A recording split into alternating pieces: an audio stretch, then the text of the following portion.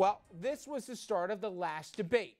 They wouldn't even shake hands, and it was a first here. It was also a town hall format, so Trump was able to circle Hillary like a shark, and you saw the SNL bit. Very funny stuff here. This time, it's a different format, let alone on subject matter, but also in terms of the optics. They're going to be behind podiums, so Trump will have to try at least to stay put. Here's how the debate will work. It's going to have 6 15-minute time segments, and these are going to be the topics: debt and entitlements, immigration, the economy, Supreme Court, foreign hotspots, and fitness to be president. Now, the moderator, Chris Wallace, is from Fox News, and he says he will try to keep them on topic.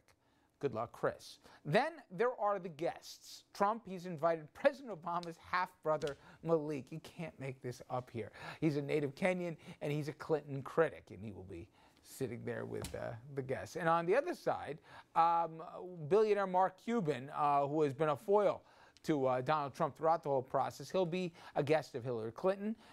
Clinton and Trump are always at it, mostly on Twitter. Also, Meg Whitman, herself a successful business person who is always known in Republican circles. She has endorsed Hillary Clinton. She also will be a guest of Hillary Clinton as well, I guess, to rebut the idea of the billionaire business person that will be sitting there. Okay. First off, something as silly as a handshake, I always think these things are overblown, but people care about it. If you were advising Hillary, would you say 3 feet from this guy? Or would you say make the first move and stick your hand out? Look like the bigger person. I would say the latter. Stick your hand out as a gentle person and be civil and get on with the debate after handshake. It is amazing. It's almost like a wrestling thing. I wouldn't shake hands. I mean, the guy has called her a devil. He's attacked her husband as a rapist. I don't know how you shake hands when somebody does that. Well, in fact, the Clinton camp apparently asked, and they were granted by the commission, that they will not be any of the families where they sit in the boxes. There'll be no meeting beforehand. We'll be shaking hands in the optics. Bill Clinton and family will be clearly to the side, when Melania Trump and the Trump clan will be farther to the side as well. They're trying to avoid the appearance of any stunts. But speaking of stunts, we know Trump's going to be loud and he's going to be in attack mode. Do you have any guess as to where he goes from this? I think the funny thing is, if he actually acted presidential, if he acted informed tonight, so many people are willing to go in a different direction. Even after everything we've seen for the last 16 months, I think some people would reconsider him. I don't think he'll do it. But I think if he had that in the toolbox, Too late. some people would actually think about it. I agree with your assessment. If he did the total opposite and looked presidential and didn't go on the attack, it would almost confuse some Americans to say, let's give him the benefit of the doubt. But I agree with your second point. It's just not in him. He doesn't know substance. All he knows is attack, tabloid journalism, tabloid facts, and that's why he's going to deal with a serious issue of Benghazi by bringing allegedly family members tonight. Right. You know, so it would be nice if he did it. I agree with you, but don't count on it. Do you think that this thing is a food fight for 90 minutes? Do you think if you're Hillary Clinton, you almost ignore the barbs that come your way? You talk foreign policy, you talk what kind of Supreme Court justice you'd like to appoint to the court, you talk about debt and entitlements, and you try and pivot to the middle a little bit here. Can she do that, or does she have to, can she let slide a lot of personal comments that are going to be coming from the other side of the podium? I think she's going to have to try to stay on message, but we remember when the reporter asked Michael Dukakis, the presidential candidate, a very emotionally packed question: what would you do? Would you support the death penalty of someone who killed and raped your wife? And Michael Dukakis answered in a very unemotional way, like a law professor, and said, no, I wouldn't. I would let the courts handle it. Hillary, and he wasn't well served by that answer. It didn't resonate with me and a lot of people as being real. Hillary's got to be real in addition to being presidential, if you know what I mean. By the way, Trump may have filled the audience with a couple of people. We could fill the whole crowd with those who were bilked by Donald Trump, small business people and contractors, when Trump went bankrupt 6 times and left them holding the bag. And you know, Chris, it's interesting from a debate strategy standpoint.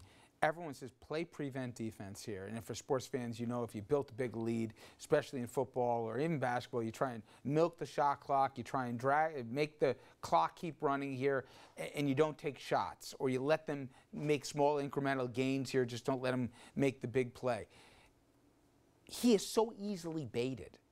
You could argue that it's in her best interest to rebut with a personal barb at him just to get him to respond. Yeah, there's certain things that she shouldn't be reluctant to say. You know, but I would like her. I've had enough interaction with her. She's a very engaging person. When she met with the Republicans on the Budget Committee in John Kasich's home for a steak dinner, she was a delightful person. She knows how to interact with people. Her desire, I'm absolutely certain when she's president, is to reach out to Republicans. So I hope she's very inclusive. You know, there is a danger, I think, unique to her that President Obama didn't have 4 or 8 years ago, and that is there's a distrust among progressives or lack of enthusiasm for her this time around. The playbook always says you pivot to the middle and the general. If she does that, maybe she'll get those undecideds that are out there to be convinced that at least she's the adult in the room. I may not love her, but I don't trust that guy. I'm going to go with her. But you could depress those millennials who are a bigger portion of this electorate than at any other point in American history in terms of population representation. Does she need to almost go left in this on issues of trade, et cetera, given the things that he said about TPP, et cetera? I think she's working on that 10 to 20% who are undecided, and they're not to the far left or to the far right, in my judgment. They're sort of centrist. And with regards to the progressives who you were talking about, those who still haven't made up their mind whether they're going to vote for Clinton or stay home or vote for one of the independent candidates, there's been a great effort, as you know, over the last several days and weeks with Bernie Sanders and Elizabeth Warren and all of the progressive icons in American politics these days to get the millennials to come out to vote, saying, listen, we had our differences with Clinton in the primary, but we certainly know she's a far better candidate than Donald Trump. I would love, pay good money, to be sitting in what's considered debate prep with Trump and trying to get him, as they try to gently get him to go where they think he can go on policy, his refusal to sit down and prepare, and then let alone that you know he's going to say whatever he's going to say at the end of the day. He can't talk about policy because he hasn't studied policy. He's not excited. He's proud about it. And he's not, and you know, so he's just not going to be doing that. He's going to attack her, and I think she's got to show some emotion. I would love, for instance, for her to say, you know, I represented, when I was very young, I represented someone who was being accused of raping a young woman. And I'll tell you, after having that assignment, I didn't want to ever do it again. You know, just say something real. You know, she didn't make a profession of that. I just like her to show her, you know, the fact that she's a human, not a devil. Yep.